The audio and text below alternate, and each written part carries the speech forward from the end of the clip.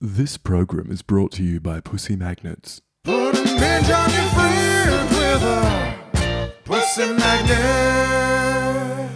Welcome, my lovely lumps. Or should I say lovely labs? I'm so thrilled to have you here in the Labia Lounge. We're going to yarn about all things sexuality, womanhood, relationships, intimacy, holistic health, and everything in between. Your legs. Ooh, can't help myself. Anyway, we're going to have vag loads of real chats with real people about real shit. So buckle up, you're about to receive the sex ed that you never had and have a bloody good laugh while you're at it. Before we dive in, I'd like to respectfully acknowledge the traditional custodians of the land on which I'm recording this, the Wurundjeri people of the Kulin Nation. It's an absolute privilege to be living and creating dope podcast content in Naarm, and I pay respect to their elders past, present, and emerging. Now, if you're ready, let's flap and do this. Oh my God, is there such thing as too many vagina jokes in the one intro? Whatever, it's my podcast. I'm leaving it in. Don't panic, you're not broken. Your sex education was a piece of shit. Get your flaps out and pull up a couch. It's the Labia Lounge. Hey gang, just before we jump into this episode, I wanted to offer you an opportunity to access my new mini course for free before I start charging for it in future. It's for people with vulvas and it's quick to complete. It's all about demystifying the female body and pleasure anatomy and getting some basic fundamentals to understand your body better.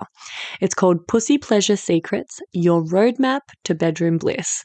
You can grab it on the freebies page of my website or in the show notes. It's a great little free resource to kind of dip your toe in or act as a bit of a taster for my work. So if you've ever been curious about this sort of thing and you just don't know where to start, or you want a really quick, easy, accessible, non-threatening way to get the ball rolling and start working on this stuff, this is a great place to start. Hello, everyone. Welcome back to the lounge. I've got Hannah back again. Probably the most veteran of Labia Lounge guests at this point. I think you're like, yeah, you're out in front as the most re-enlisted guest. Because I love the way your brain works and I like to hear stuff. And when I want to chew over some ideas, I love doing it with you. So welcome. Thanks.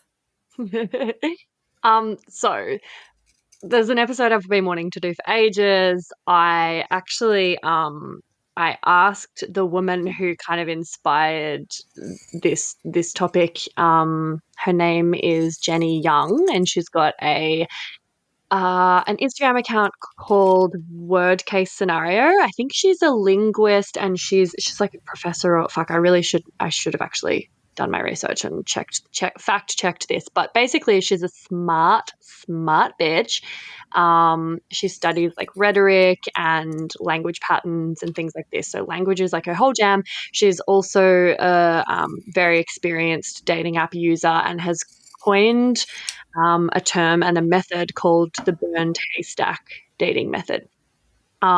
It has skyrocketed in popularity. Like, I've just been watching it, the numbers like ticking up. The Facebook group has like, I don't know, like 80,000 people or something. Really? Like, it's wild. Like, it's massive. It's just fully exploded. Her profile on Instagram and everything, it's all just like absolutely exploded, and with good reason, because one, there's a lot of women out there feeling incredibly unsatisfied and unmet in the dating world on many levels, who are really like disgruntled and frustrated and feeling disempowered. And also, like, Jennie's content is fucking awesome. Like, it's really, really on point. And I'm actually so devo that she politely declined. She said, "Oh, doesn't feel like a good fit." And I was like, damn, that's just like a polite way of saying, I'm sorry, I'm way too popular and famous now for your little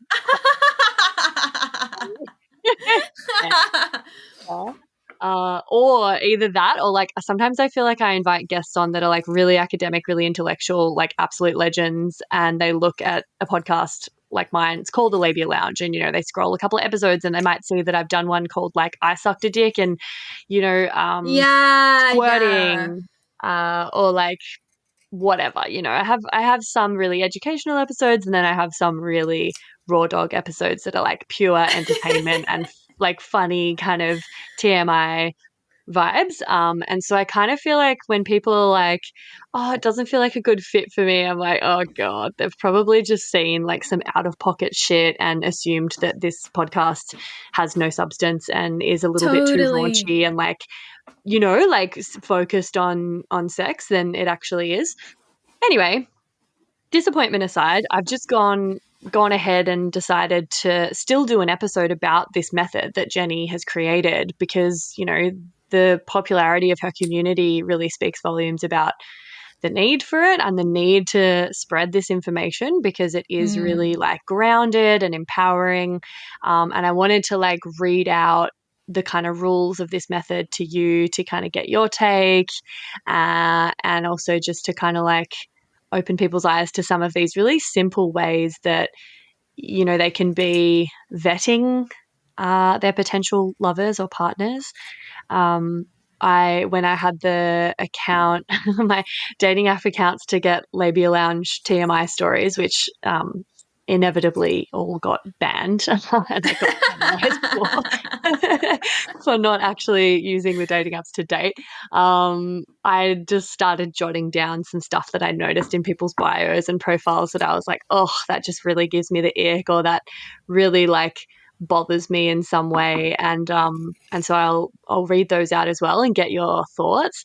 And what I love about Jennie's content is like, she talks about like rhetorical patterns and different things that she can kind of notice and pick apart in people's bios and the language they use and the prompts that they choose and the answers they give and things, and kind of explains to you like, okay, so this is why this doesn't sit well with you. Like, this is why you read this prompt. No way, that's and cool. go, yeah. And she's like, that's not because you're crazy. It's because there's a very valid kind of subtext to this that you are intuiting, and you should fucking like really back that.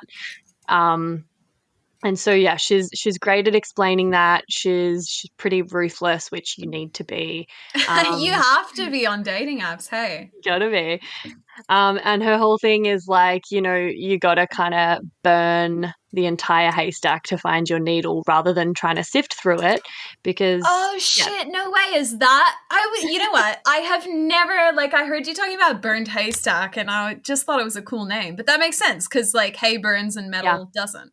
Shit, that's so cool. Okay, I'm onto it now. I feel like yeah. And I mean, like, one of the main premises of, or like principles of this method is that you block profiles to burn them, so that you're not just getting the same 10% of profiles recycled back to you, because like on these dating apps, they obviously want to keep you there. They actually don't have any vested interest in you finding love at all, and so they only really show you a small portion of profiles, and often you'll get the same ones like popping up again. So swiping left actually doesn't do shit. It just means that you'll see that profile again in like a little while. So her thing is like, block everyone that you don't like, and then it kind of unearths the rest of the haystack to kind of actually start to like burn it and move through it. I don't know about this. I feel like the apps have actually gotten wise to this sort of thing. I feel like Hinge, Shadow, because I also experimented with using this method when I was like still hoping that she would come on as a guest. I was like, all right, I'm going to like try this. I'm going to do it by the book. I'm going to see what I notice as a bit of an experiment. Pretty sure Hinge just shadow banned me and stopped showing me many profiles because it's like, well, you're blocking everyone, so what the fuck?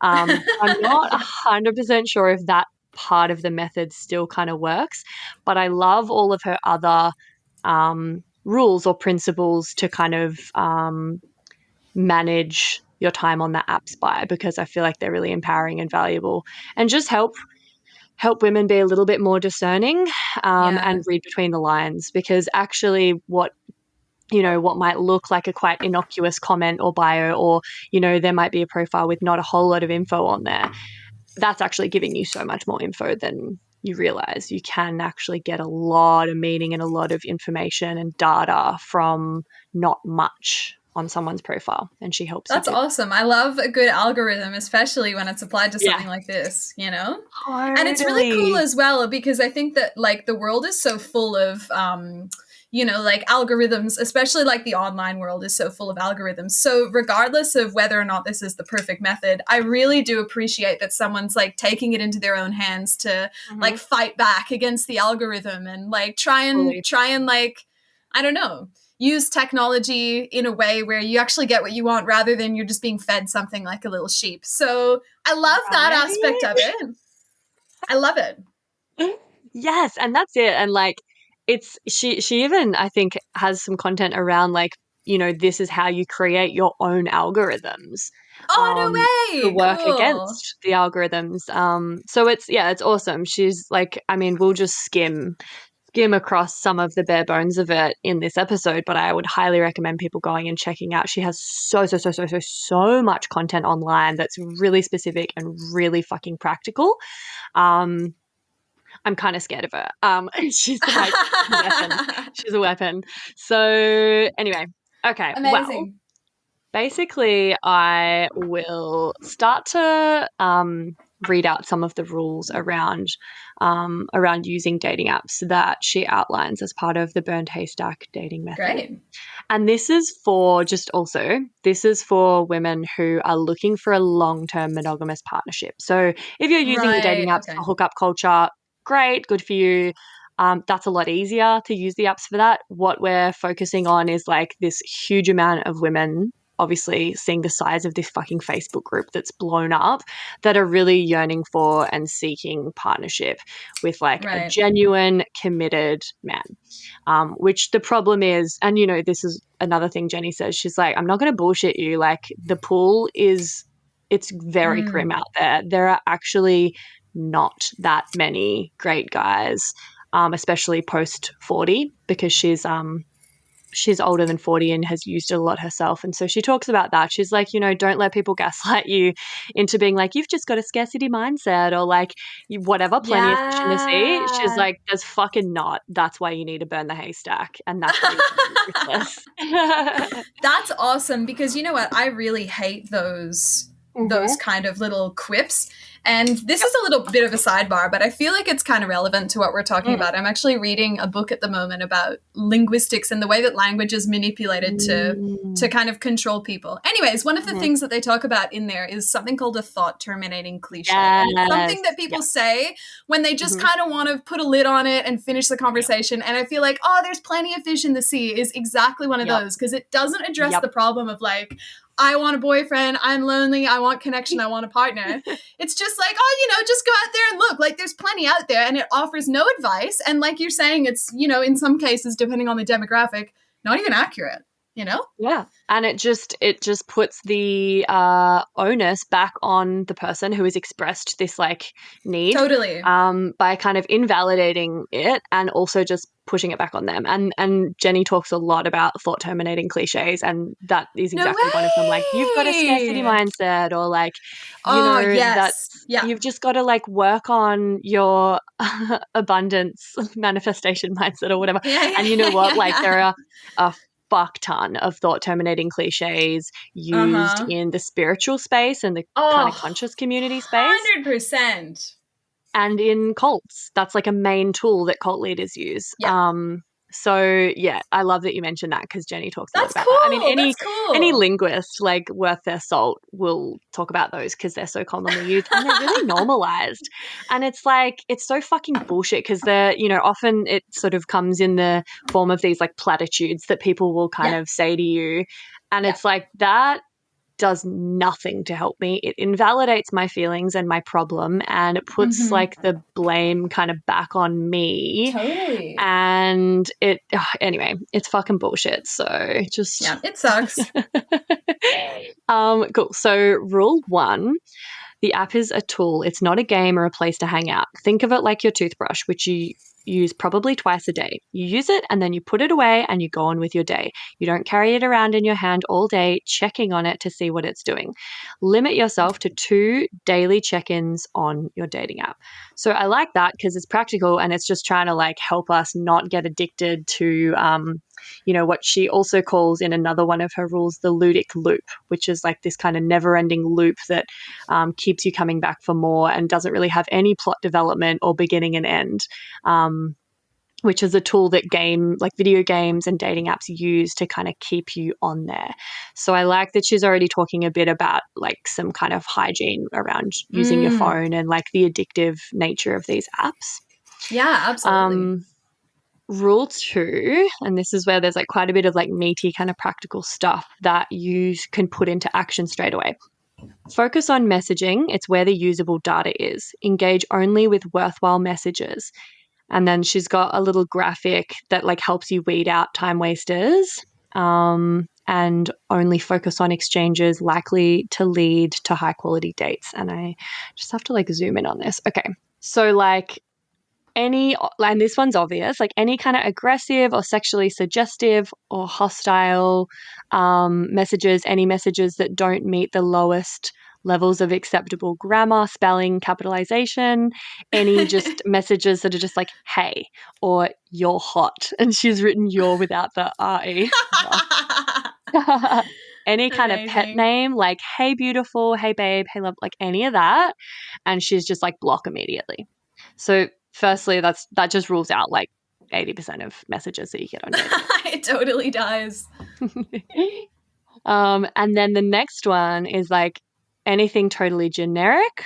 It might be really generic, but there's nothing technically wrong. So like, good morning, Cindy, or hope you're looking forward to a nice weekend. Oh, fuck, so boring. She says, that's up to you, but only respond in kind. If someone says, sorry, I'm really trying to like zoom in on this thing. Okay, if someone says, good morning, then just say nothing more than good morning in return and then do nothing. If he doesn't respond with something substantive within a day or 2 at most, block. So it's kind of like just only give back what you're getting. Like don't constantly carry the fucking conversation and like ask questions if they're not asking you any or like offering anything kind of actually substantial or interesting. So it kind of like it prevents you from spending a lot of energy on people who don't care, I guess, right? Yeah. And who aren't going to spend any energy on you because like the whole thing is like if they can't even be bothered having a text conversation and investing in like a proper convo to get to know you and like move it forward in some way, then like they're going to be a shit partner and probably terrible in bed. Her words, not mine. But it's true. It's seriously true. And then the next thing is like a specific comment on one of your photos that seems genuinely complimentary or inquisitive and is not about your appearance. So, for example, if you have a picture of yourself kayaking and he comments or talks about the kayaking, respond to that, but again, only in kind, and then wait it out as described below. If the convo dies, let it die. So it's kind of like, cool, he's making a bit of an effort. That's great. Respond to that in kind. But we're still trying to gauge, like you just really want to catch yourself if you notice that you're carrying the conversation and you're the main one initiating questions or new topics or whatever. Hey, baby babes. Sorry to interrupt. I just had to pop my head into the lounge here and mention another virtual lounge that I'd love you to get around. It's the Labia Lounge Facebook group that I've created for listeners of the poddy to mingle in. There you'll find extra bits and bobs like freebies, behind the scenes, or discounts for offerings from guests who have been interviewed on the podcast. There'll also be, hopefully, inspiring, thought-provoking conversations and support from a community of labial legends like yourself. My vision for this is that it becomes a really supportive, educational and hilarious resource for you to have more access to me and a safe space to ask questions you can't ask anywhere else. So head over to the links in the show notes or look up the Labia Lounge group in Facebook and I'll see you in there. And now, back to the episode. Specific comment in response to your profile text, and the comment is sincere, funny, or interesting. Great. We love that. Respond naturally. And then specific comment in response to, your profile text and bio, everything great, as well as asking a thoughtful question or extending the conversation in some way. That's the best possible thing. We love that. Respond naturally and go from there. And that's kind of like the gold standard of what we're looking for. Well, not even the gold standard, the bare minimum of what we're trying to kind of look for. So that's just like a little pyramid graphic that she's got of like examples of how to kind of carry out the conversation and gather data as you're going. So just a quick like question on this. I feel like this kind of does really seem like you're trying to get the guy to make the first move. And I guess the benefit of that is that you like don't waste your energy on people who don't care about you, and you weed out people who don't care about you. But do you, like you personally, you've tried this method. What do you think about this? Does it feel organic? Like if someone comments on one of your photos, like genuinely saying, "Oh, hey, I love kayaking. Like, where was that?"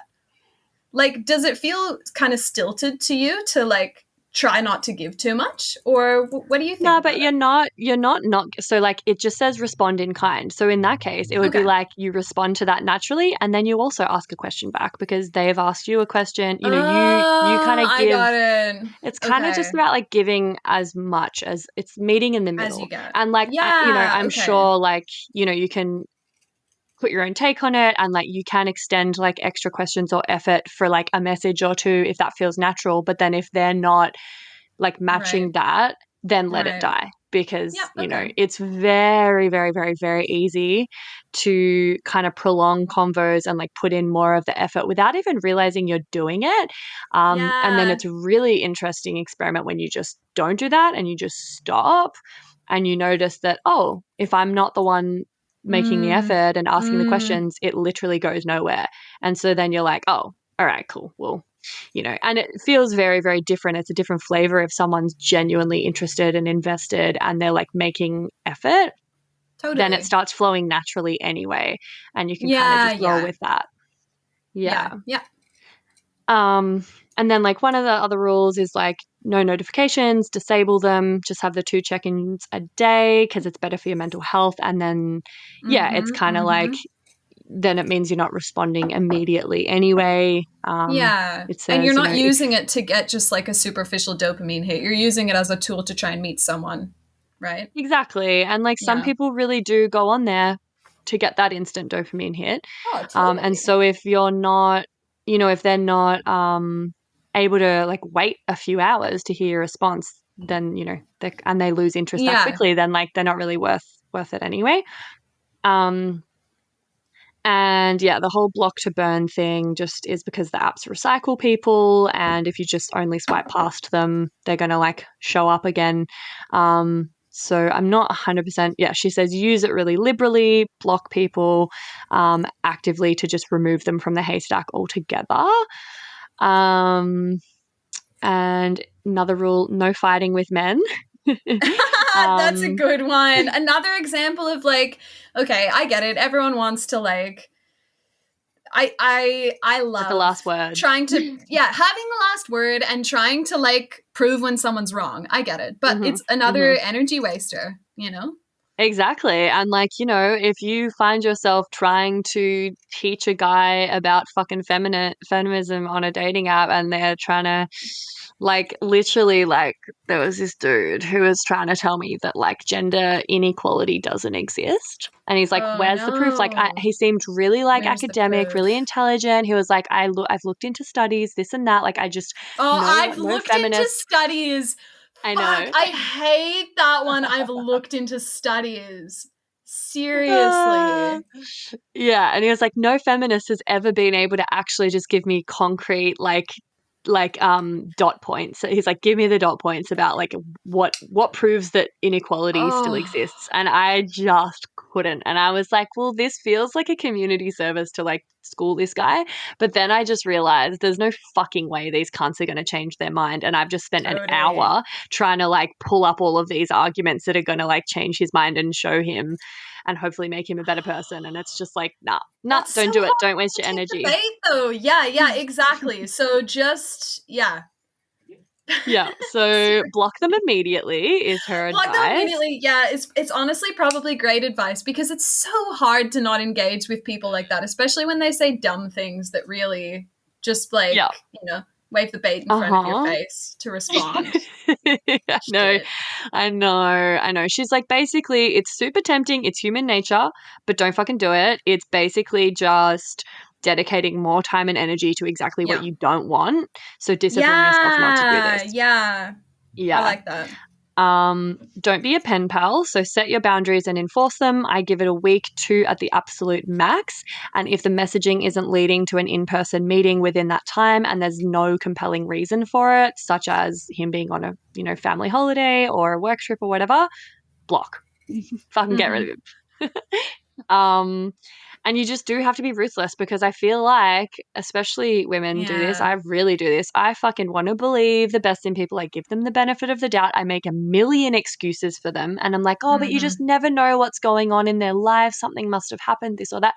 Who fucking cares? At this point, it's a stranger on an app and like, sure, maybe like 1% of the time they had a car crash and something went wrong and they actually just really did want to write back to you. But then most of the time that is not the fucking case. And like some crazy percentage, I can't remember what percentage, but a large percentage of people on dating apps have an avoidant attachment style. That's why they're still single. That's why they're using these kind of apps that take a throwaway approach to dating. So just be ruthless. Just keep that in mind and fucking block. And then another one is like, be careful with location sharing apps. Only match with men who live within your dateable area. Anyone who's out of town on business or recreation probably have different goals for being on the app than yours. And matching with people based on immediate location is the cornerstone of hookup culture. No judgment. If you're looking for a hookup, location-based apps are an efficient means to an end, so have at it. But if you're interested in burning the haystack to find your long-term needle, only pursue connections with people whom you could easily date on a continual basis. Very practical. That just seems like good, solid advice, hey? Yeah, and that's what so much of it just is, really, really solid, practical advice. And then this one, I'd be curious to hear your thoughts on this because so she's an amazing, like very, very informed, well-read, intelligent feminist. And she often has these little things that are like, I don't know, on the outside look like not feminist at all or a little bit conservative or whatever. Okay. But yeah, so one of these things is no men who can't plan the first date or at least suggest a starting point and work with you from there. This is a huge problem in dating apps. I know it sounds old-fashioned, but trust me on this. If he's not capable of planning a first date with you and preferably taking the lead on that planning, then he's not capable of entering a healthy relationship with you. This is really interesting. And I remember when you first told me about this, I did kind of like go like, oh.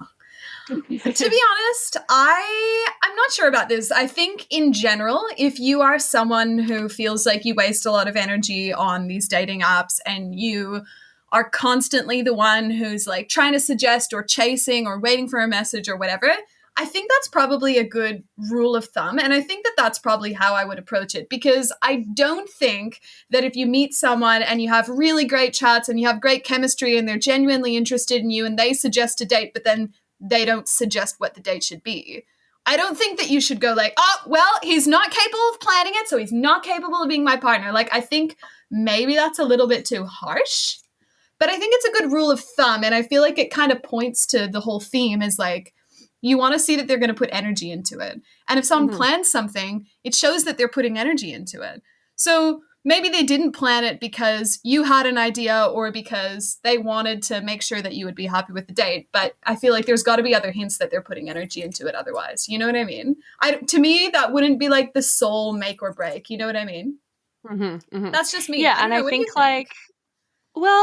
like I agree with you, and I feel like there does sometimes have to be some like nuance and some wiggle room. And Yeah.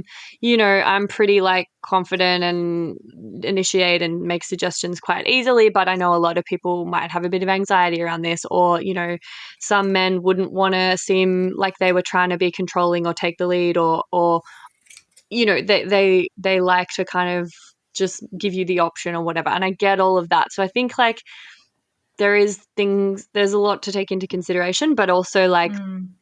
I think personally I would want to be with someone who can take initiative and can be Mm-hmm. proactive about like at least suggesting a starting point and like working with you to make a plan and not leaving it Totally. all on your plate, or like because like there's a lot of that with like weaponized incompetence and just men being lazy, but actually Mm. kind of like disguising that by being like, oh, I don't really care what we do. Like, I want you to just be happy, you choose. And it's like, cool. But if you're in a relationship with someone like that, like I've fucking been in a relationship with someone like that, and you get so much decision fatigue because you are Yeah. always Yeah. in that like very like that role of like being the leader, taking control, making Yeah. decisions. What are we Yeah. having for dinner? What do I need to buy at the shops? What movie are we going to watch? Where are we going to? It's like fucking exhausting, You and know it's what? very It's so imbalanced. funny. I totally agree. I totally agree with you. But I was just thinking, I feel like I'm such a control freak. I would want to choose the date, and I would want to choose literally everything else after that. But no, I completely appreciate what you're saying. As in, like, I think there is room for nuance in that rule that she's got there, because she said like at least they suggest a starting point. Because if they're like, let's go rollerblading, and you fucking hate rollerblading, you can say no, right? Like you don't have to. You Well, don't have to just go exactly. with what they say, right? It's just like showing that they are willing to make an effort and come to the party. It's not like you need Yeah, them to yeah, actually plan every date. It's just that they're yeah, willing to give it a crack, and like no yeah, idea is a bad totally. idea. So I think it's Yep. just more like most of the stuff is like trying to ascertain whether this person is going to put in the effort. Mm, Um, and like where that kind of like where the balance of labor is going to lie, because like yeah, it yeah. could be that you take turns planning the dates back and forth, and you like that's all. I think once you're in the relationship it's all good, but I think her main thing is like how do we avoid getting into the relationship or wasting any more time and energy in the first place on someone that's already giving us signs that they're not going to put in enough effort to be a good partner. Yeah, um yeah, yeah, yeah. but it is like, I think like the tricky thing is her audience is all heterosexual women looking and I guess probably slightly in that older age bracket, because that's the bracket she's in and that's who her audience, like what appeals to them the most, I suppose. Totally. And so a lot of it is like a little bit heteronormative and a little bit like, oh, okay, like we're getting dangerously close to like traditional gender roles all of a sudden. But she Mm-hmm. addresses that and she's across that. Yeah, She's yeah. she's pretty good with all that. So yeah. And then the final rule is just treat the process of online dating as a job search, not a takeout order. The apps are Mm, definitely designed to feel more like ordering from Uber or DoorDash. They're offering nearly immediate gratification, but tacos and rides to the airport are inherently short term things. You'll be done within minutes, so there's not much at stake. If you're trying to meet a human being with whom you'd ideally like to forge a lifelong commitment, you have to be willing to play a longer game. Set up your mm. app, check it appropriately, follow these guidelines, go on with your life, and just trust that in time something will connect. So it's kind of like this long game that you're just like chipping away at, and not getting too consumed by. Yeah, I really like that, because again, it kind of like reminds you that like this whole tech world has been designed for this like instant dopamine Yeah. thing where you're fed things rather than um like making conscious decisions about how you use it and what you look at. So I feel like it's nice to have these reminders in there as well, because like you said, it's almost kind of like, you know how gambling ads have like, there'll be this gambling ad and it looks sick, and then at the end of the ad it's like authorized by the Australian government. You know what I mean? And it's like trying to tell you to not gamble. This feels like the same thing, where it's like, hey, just remember, you're about to go on this app and it is going to be insane in there. Like you need Yeah. to chill and remember to switch it off, which I love. Yeah, exactly. It's just, yeah, it's a reminder that these apps aren't really even they don't really have your best interests at heart. And so it's No. about how to hack that and how to Yeah. use them to your advantage rather than be used by them. Yeah. Because, you know, on these apps, like we are the users are the like currency, like we're a commodity. So anyway, yeah. So I love that. I think like all of her content's really eye-opening, and it's kind of fun to have someone be so unapologetically ruthless about all of this shit that we're conditioned to kind of allow men to get away with. So that really tickles me. And and now that we've kind of like covered off those like basic rules, and there's so much more to it, but those are the kind of basic tenets. I have just like in the process of like experimenting with that, I was jotting down things in a little note in my phone of stuff that like really fucking pissed me off or just was so like such a turn off that I would see in people's profiles. And sometimes I didn't Ooh, really okay, know. I couldn't cool. put my finger on like why that bothered me so much. And then other times I was like, no, I know why that bothers me. And then when I looked at all of her content, often she would have a little reel or a video about exactly why these are red flags. Amazing. Okay. So yeah, so like one of them that I particularly didn't like because and these are all things that I see all the fucking time. Like they're so common that like by the 10th time that I saw it, I thought, oh, I'll write that down. Like so all of these things are, you know, I'm seeing them crop up in profiles like a lot. Amazing. And often men think they're being really original. And it's just Totally. like God. That makes it funny. And I'm sure that there's their like own version of this in like women's dating app profiles. Like I'm sure, but this is from my perspective. So like one thing that I always like I'm like, no, is when someone says they're fluent in sarcasm. Oh, like this bothers that just me. makes you roll your eyes. Oh my God, that's bad. So why do you think it's bad? Like, why are you like, ugh? That to me, that sounds like someone, you know how there's that cliche about like men and women think sense of humor is important, but women want someone who is going to make them laugh, and men want someone who's going to laugh at their jokes. And to me, saying you're fluent in sarcasm, it sounds like I think I'm really clever and funny, and I hope you do too. Or like I know you will too, because obviously look how funny I am. Look at this. To me, that seems like someone who thinks they're really funny. Exactly. And if you have to say that you're funny, you're probably not funny. And my thing with this, like the thing that I am like, no, is like sarcasm is literally the lowest form of humor. It takes zero creativity. Dude, I am not sure about that. But it fucking is. It fucking is. It takes no creativity. It takes no risk. It takes it's literally just like practically saying, I just think it puts someone else on the back foot and it makes them feel dumb or look dumb.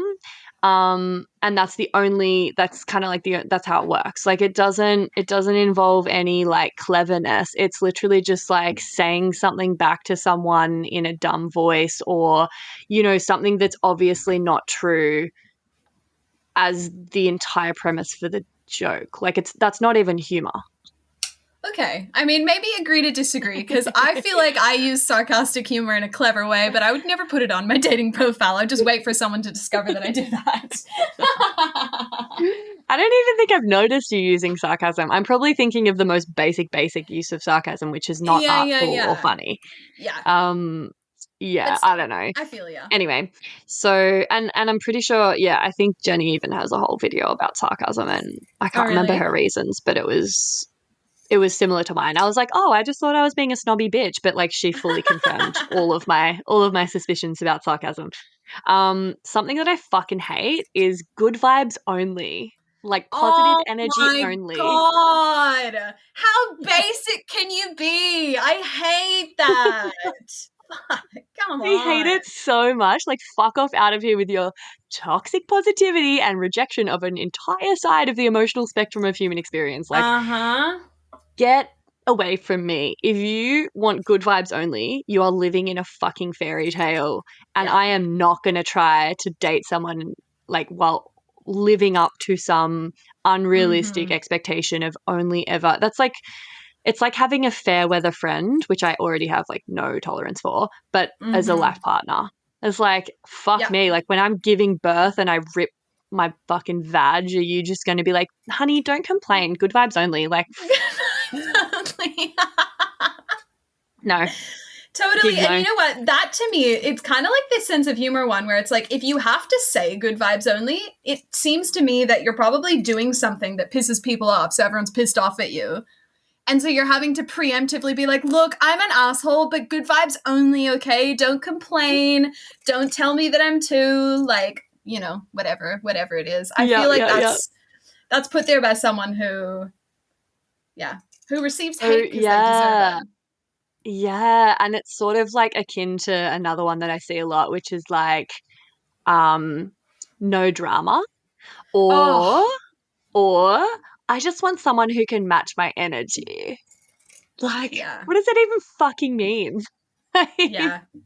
Yeah. How about instead of telling everyone on here how you want them to be, give some information about yourself and your fucking energy that you want everyone to match so much. Like, Yeah, how are we supposed to know if we're going to match your 100%. energy if you're not even like 100%. giving us any intel on what that means or what that is? Yeah. And yeah, the no drama thing, like, oh, fuck me. No drama. That, again, it sounds like I'm going to Mhm. disrespect you and you're not allowed to say anything about it. Because Yeah, no you're not drama, allowed to good have vibes feelings. only. Yeah, Mhm. yeah. Yep. Something that I that I just hate is like, and it's weird how many guys I've seen have this in their profile. Their whole bio is just this. Does anyone even read these? I'm like, cunt, Oh yeah, my this is like God. the only thing I have to decide whether I like you or we're compatible or not is your bio. So of course I fucking read it. And if you're writing that, that means you're Oh not my reading mine. God. So like you're only going on Totally. photos. I don't know. It's just so shallow. Nothing says I'm not putting effort in like having that as your bio. Hey, does anyone read these? Exactly. I can't even be bothered thinking of Exactly. one sentence to put here. Exactly. Well, and on that note, another one that I had written down is like a lot of people just in their bios just say, just ask. Or like, I'm shit at writing bios, just ask. Oh Like, my God! Fuck, come on!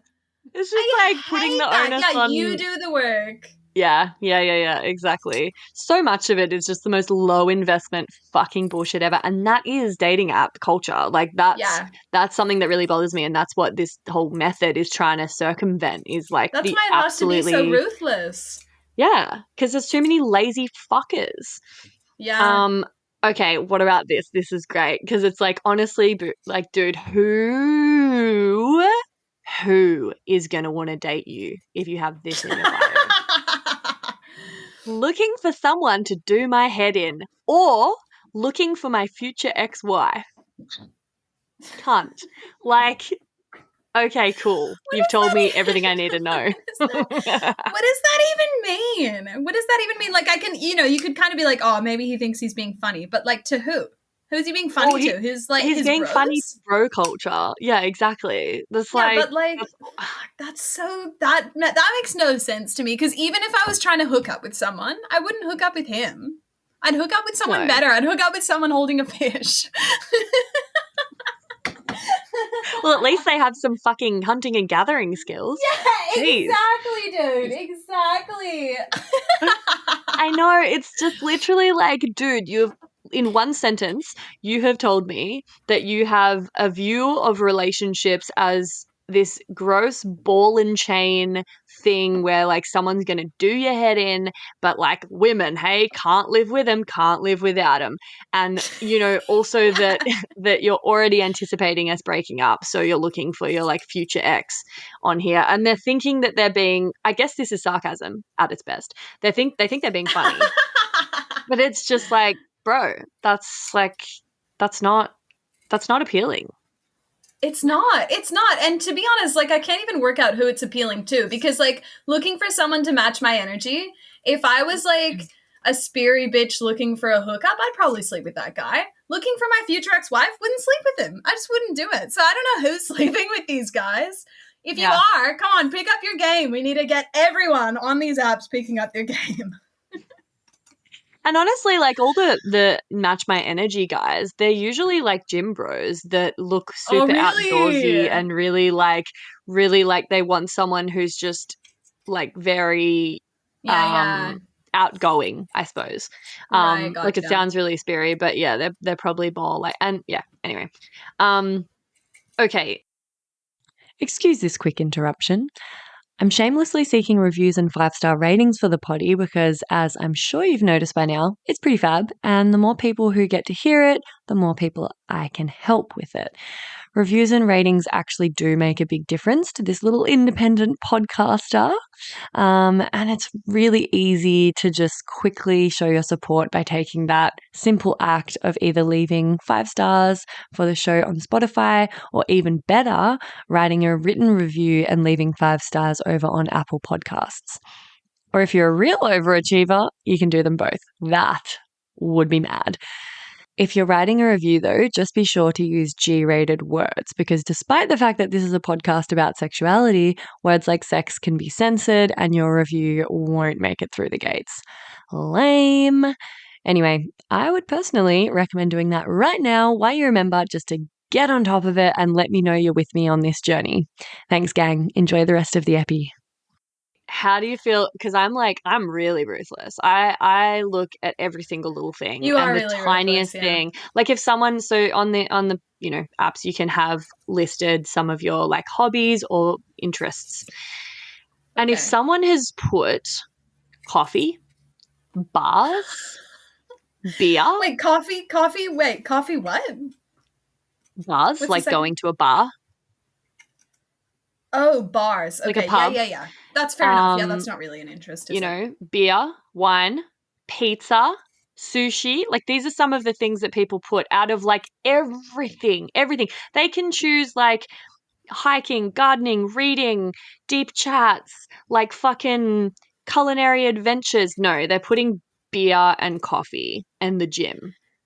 Like what kind of boring existence. Dude, I think this one might just be you. Because, like, what if you fucking love the gym and you just want to find someone to go to the gym with? Well, look, if you've got gym, but you've also got other things, that's fine. You know, if you're into fitness, if you're a personal trainer, if that's your jam and you want someone who's also into those things, 100% get it. And these are a little bit of like my personal preference. But if you've only got like a few like boring foods listed as your, like, you know, if like, because like, bro, if you're a barista and coffee is one of your interests, cool. But like, honestly, they're usually corporate kind of gym bros or finance bros, and their interests are just like the most two-dimensional shit you can think of. And I'm like, wow, okay. And then they've also got sarcasm and haven't written a bio. No. I'm sorry, but they're not even hobbies. Like, it's pizza. Yeah, everyone like, loves pizza. I totally. I feel like maybe for like 0.5% of the population, coffee might be a hobby. But like if you've seen it more than once, no, it's not a real. And it's also like not a real answer. we're trying to put things that showcase parts of our character and personality and lifestyle that we would love to connect with other people on. And so if you've literally listed something that fucking everyone likes pizza, everyone likes coffee. I mean, I don't, but like most people drink a coffee each day. Like these aren't interesting enough to put as a hobby, and they're not really telling prospective lovers anything about you as a person. Yeah, you that's know? true. So I just think like, come on. Unless you put coffee and you're like, I have 8 coffee machines and I love, you know, like being the master. I roast of my own like, beans. coffee science. Yeah, exactly. Fine. Put coffee. Yeah. You know? Yeah, sure. Anyway, it is mind-blowing how many very, very boring people there are that have like no hobbies and just put like coffee and fucking gym on their thing. Well, I guess maybe else. Your problem might be partly with just basic bros, hey? Oh, for sure. But also it's just like, I don't know, like if we're on, I get it. And that's the thing. It's like, if you're looking for a long-term partner, it's very different to if you're just looking for a hookup. If you're looking for a hookup, I don't give a fuck if you like coffee or if, you know, it doesn't really matter. And so it kind of indicates to me that they're also on there looking for hookups because they haven't bothered to add anything like unique or interesting or like any data to their profile that's going to tell you anything about them as a person. Yeah. So yeah, that's just another little thing that you can kind of read into and go like, nope. Totally. Yeah. Okay, something that I really hate, which I can't believe how much I've seen, Okay. this is just a whole sand in my clam fucking rant now.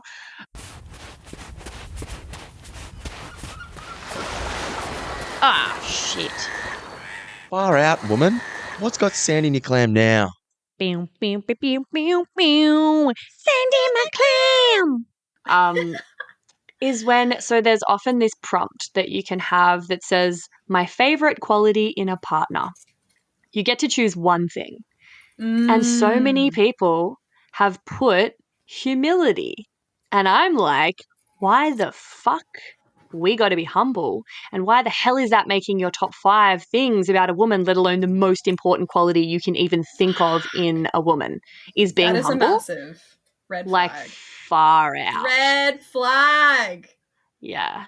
And often they're like, they're like, depending on the app and how many words or word count or whatever, they've like got like 3, and they're like respect, humility, and loyalty. And I'm like, okay, you're a fucking controlling misogynist and you want a woman with traditional values that's going to fucking obey you and basically be an accessory to your life and never like have enough self-esteem to, actually like, I feel like, this like tall poppy syndrome in Australia mixed with like this really misogynistic kind of view that women should be seen and not heard, and like you should be really humble and not celebrate your strengths and your like step into your power fully. Like that is such a red flag to me. I'm like, okay, he's already going to fucking not be able to handle what a bad bitch I am. Like, obviously that would threaten his masculinity. That would completely intimidate him, and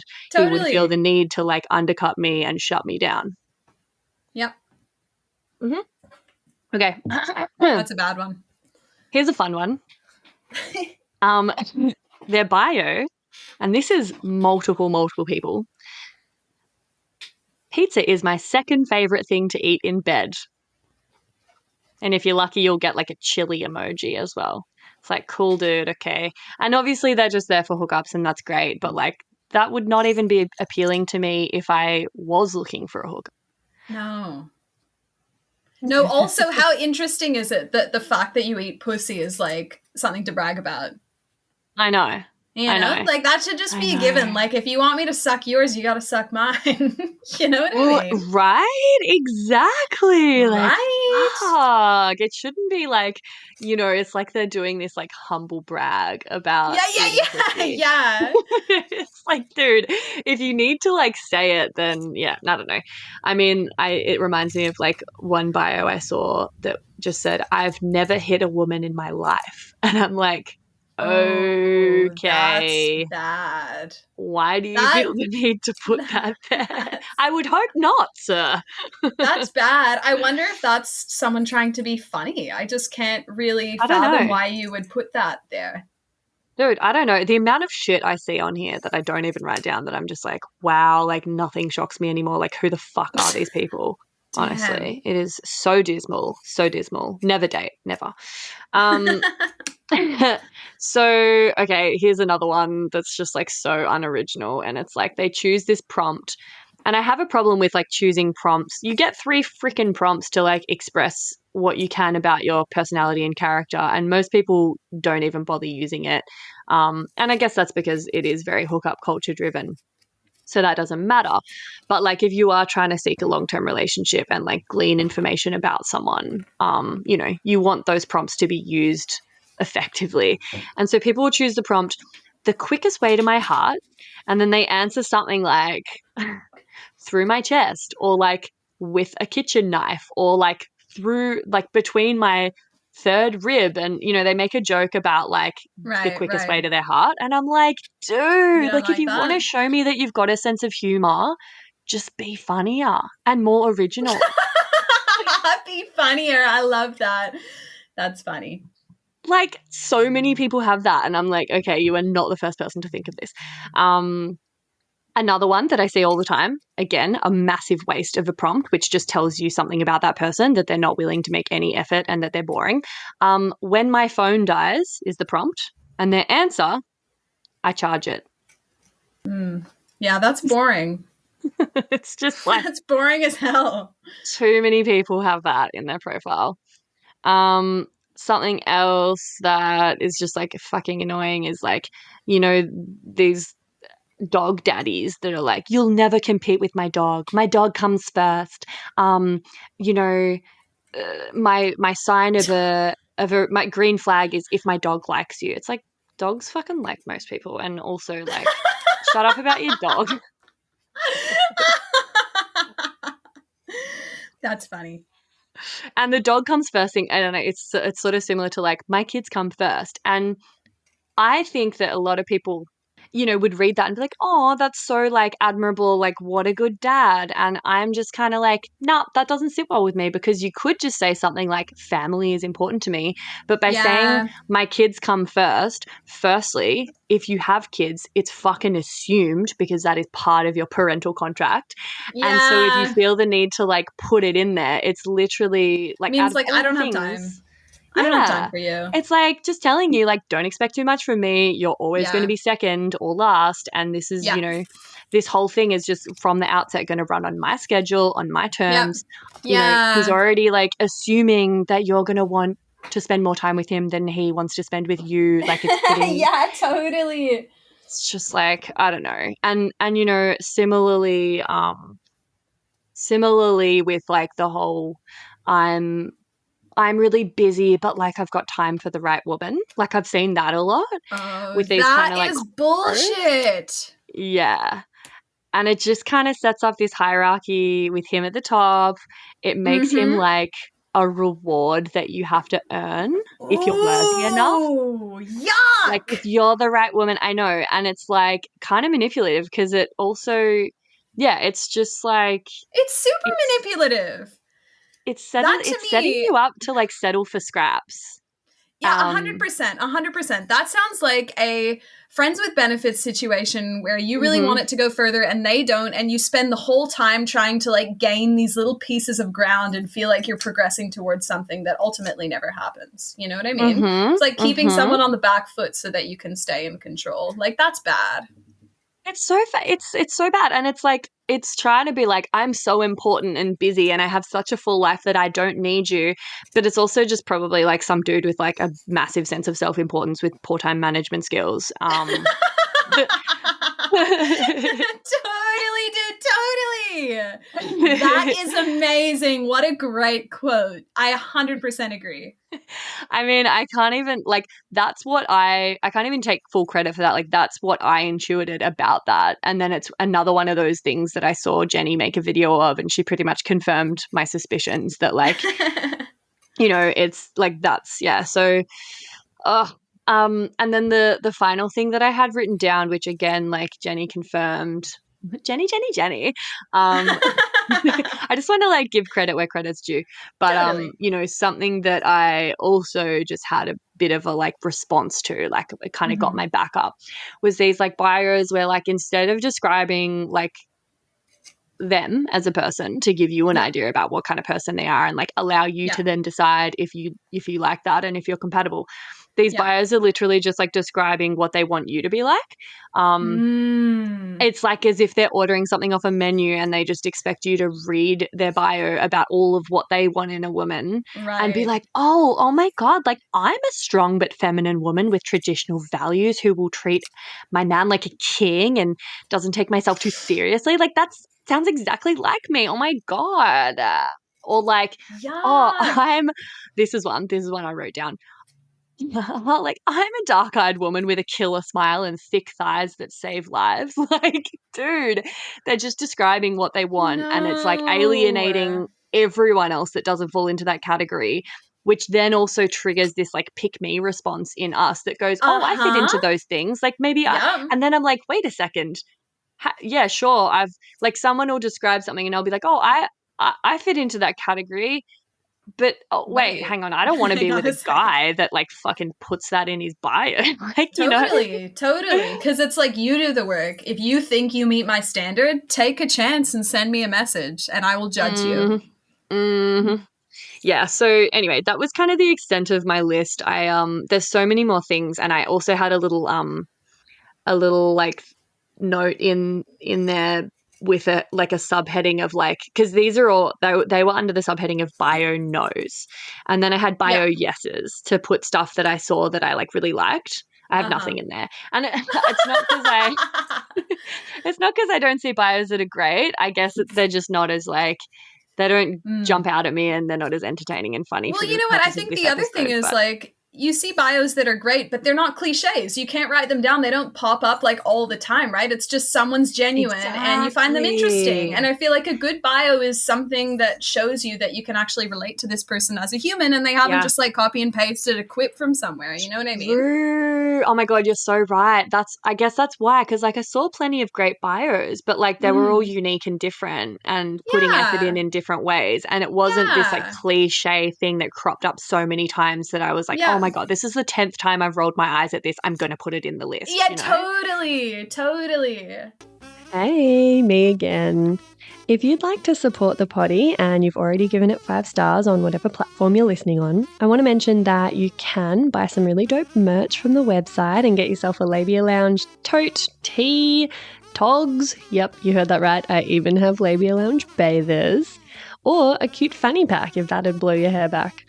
So if fashion isn't your passion, though, you can donate to my Buy Me a Coffee donation page, which is actually called Buy Me a Soy Chai Latte, because I'll be the first to admit I'm a bit of a Melbourne cafe tosser like that. And yes, that is my coffee order. You can do a once-off donation or an ongoing membership and sponsor me for as little as 3 fat ones a month. And I also offer one-on-one coaching and online courses that'll help you level up your sex life and relationship with yourself and others in a really big way. So every bit helps, because it ain't cheap to put out a sweet podcast into the world every week out of my own pocket. So I will be undyingly grateful if you support me and my biz financially in any of these ways. And if you like, I'll even give you a mental BJ with my mind from the lounge itself. Saucy. And I'll pop the links in the show notes. Thank you. Later. Yeah.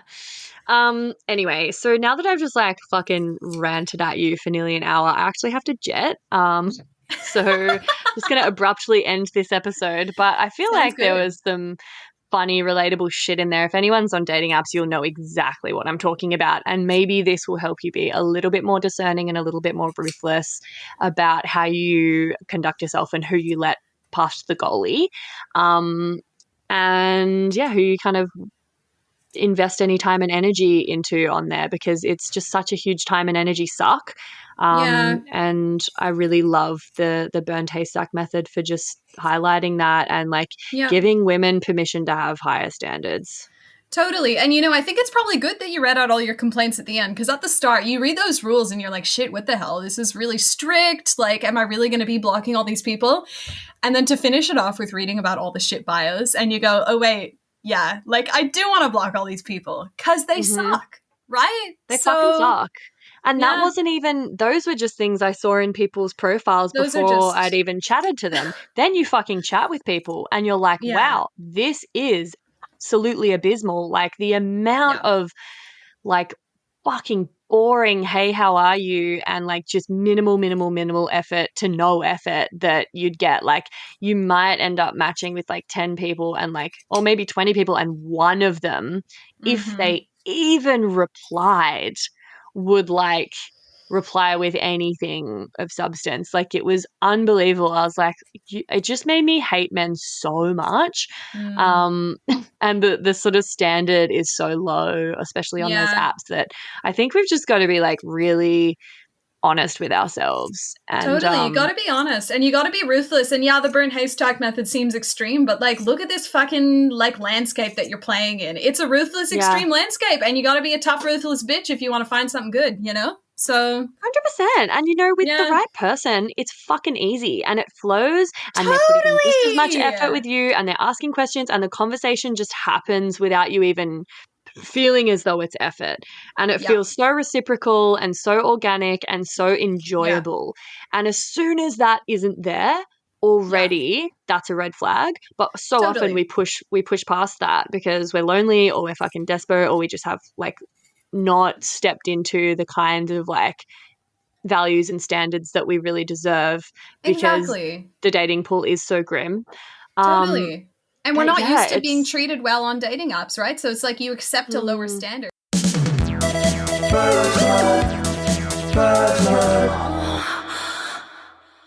So it's the Burned Haystack method's really nice because it's a reminder like, yeah, people need to put energy into and you need to be really discerning. And I think that's just, yeah. good rules And to live by. you're worth it. Yeah, you're worth it. I'm pretty sure that's a tagline for something. Oh, for sure. I'm like a very, very big one for like a makeup brand or something. Totally. L'Oreal? I don't know. Anyway. Yeah. Yeah. Cool. Well, love it. Thanks for just humoring me. Hand dog. Love ya. All good. Yeah, that was good to pick that apart. It's a crazy world out there. Good luck. And good luck to anyone else who's out there trying to navigate that shit. I guess, fishing pictures used to be a bit of a meme, but it kind of sounds like that's the least of your worries with all of the other kind of toxic least stuff. Of your worries. Yeah. Oh my God. Big time. Yeah. Yep. Anyway, Godspeed, everyone. Good luck out there. And that's it, darling hearts. Thanks for stopping by the Labia Lounge. Your bum groove in the couch will be right where you left it, just waiting for you to sink back in for some more double L action next time. If you'd be a dear and subscribe, share this episode, or leave a review on iTunes, then you can pat yourself on the snatch because that's a downright act of sex-positive feminist activism, and you'd be supporting my vision to educate, empower, demystify and destigmatize with this here podcast. I'm also always open to feedback, topic ideas that you'd love to hear covered, questions or guest suggestions, so feel free to get in touch via my website or over on Insta. You can also send me in TMI stories to be shared anonymously on the pod. My handle is FreyaGraf_the Labia Lounge. If my account hasn't been deleted for being too sex positive, which, is always a possibility with censorship. But just in case the chronic censorship finally does obliterate my social channels, I'd highly recommend going and joining my mailing list and snagging yourself some fun freebies for the trouble at www.freyagraf.com/freebies. Anyway, later, labial legends. See you next time.